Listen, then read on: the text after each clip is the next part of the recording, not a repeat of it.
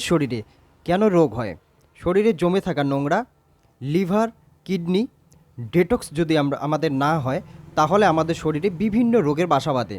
তো liver, kidney detox এবং শরীরের নোংরা যাতে বের হয়, তার জন্য একটা দারুণ আজকে ফর্মুলা আমি আপনাদের সামনে শেয়ার করছি।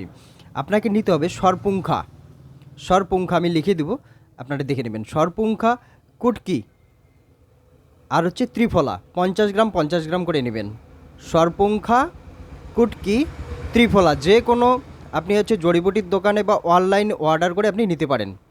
ত্রিফলা যদি আপনি বাড়িতে বানাতে চান, তাহলে বহেরা দিবেন হচ্ছে হরিতকি দিবেন 1 চামচ, বহেরা দিবেন 2 চামচ, আমলকি দিবেন 3 চামচ। এইগুলো পাউডার মিশ্রণ করে ত্রিফলা হয়ে যাবে।